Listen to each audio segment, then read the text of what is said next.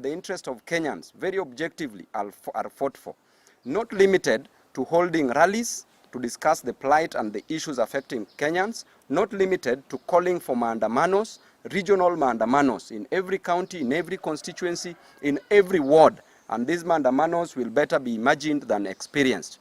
And today we are here to talk about various issues. After that, we will be telling you a timetable on how we'll be moving as members of the press, because we want you to be part of us. And the first issue that we want to talk about is the issue of health.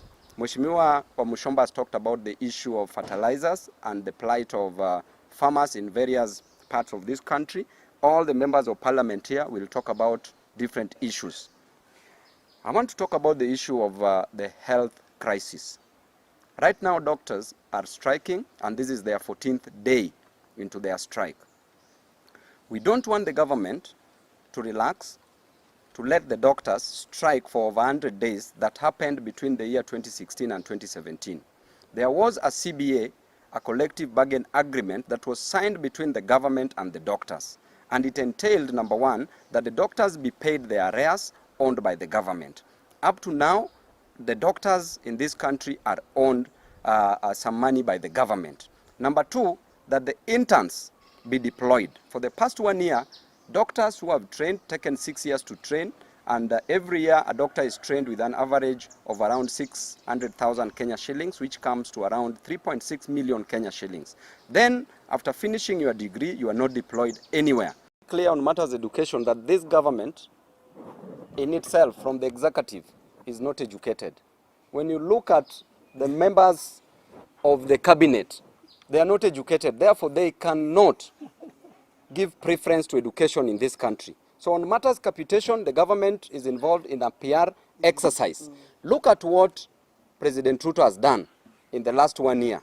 Look at the marking of the KCPE examination. Just marking can be a problem to this government. What about releasing money? Number two, the KCSE exams. Marking of the KCSE exams was a problem. What about now? Number three, the varsity education.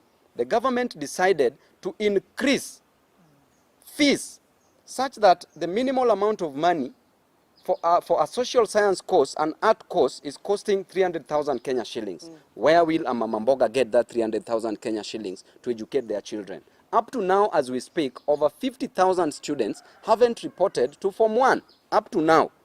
But the government keeps saying that, you see, they're involved in matters education. They are not. So Ruto should not lie to us about issues of education, and we will start querying about his credentials. Because a sane president cannot employ a person who is not even qualified to be a secretary. And this is an intentional form of sabotage, because the government wants parents to pay fee using the e-citizen so that they can collect that money. Those parents are paying fees using chicken, goats, and some of them are working for those schools. How will you put a goat inside e-citizen? Exactly. You know, if the government fails to release this money, it is very simple. This team that you are seeing here, the ground team that you are seeing here, is out to sacrifice for the interest of Kenyans. We are going to put from primary school kids. From the time of colonialism, from the fight for multipartyism, from the fight for promulgation of the new constitution, and to the fight for devolution, every generation has had a chance to rise up and do what needed to be done. We are now called upon as a generation to rise up and do what needs to be done. We fought democracy, we fought new constitution, we fought multipartyism. Now it's time for economic emancipation. This is the duty of our generation. And we are here to announce that there is a new awakening. The young, the energetic, the charismatic, the revolutionary have arisen. And it's not going to be business as usual on the streets.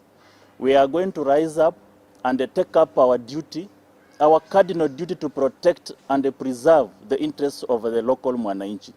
On the issue of the health, it has been my proposal, even during the BBI and even the NADCO report, that we must have a health service commission Just the way we have a teacher service commission, we no longer hear about teacher strike. Disclaimer, yes, I want to give a disclaimer that I'm not Azimio, but I belong to the group of MPs that believe that the power of leaders emanate from the voters.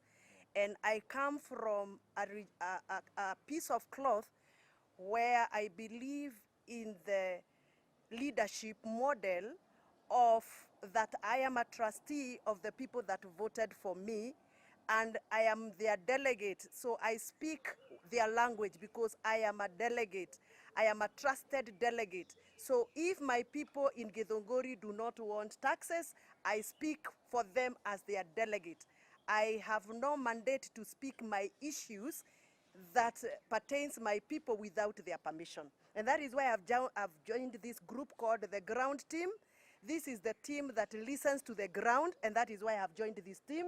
We took an oath. And one of the last lines in our oath is that there's a word there that says conscientiously discharge our duties. It means all members of parliament should use their conscience. That is why when you saw some of us opposing the finance bill, we didn't do it purely because of whether you're in Azimio or even Kenya Kwanza. It's because we used our conscience. And we can see some of the things that are happening in our country are wrong. The first issue that I want to talk about is the issue that you've seen in the medical sector. We have our doctors that are on strike. And I also want to bring another issue of NHIF. Because NHIF right now is refusing to make payments, especially in private hospitals. So we have so many people who have bills that they are unable to pay. And that means they are detained by the doctors or the hospitals. That is something that we must insist. And if the CS is unable to do that job, we'd ask her, step aside. Let somebody else take over and be able to handle that issue.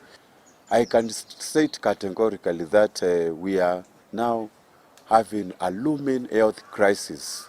And we will be supporting our doctors in this matter. If they are going to walk in the street, we are together because we are the ground street. So the Sky team has failed to listen to our doctors.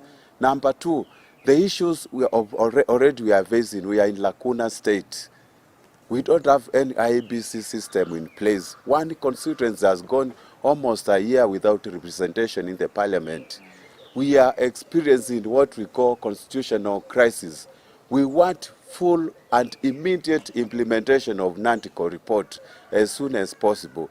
The other issue of fertilizer, as we have heard and even witnessed, we have fake fertilizer. And I was shocked by one of the CS member here saying that we don't have a fake fertilizer. While our farmers are stressing it, we need that issue to be done away immediately. There are issues that this government is so vicious about.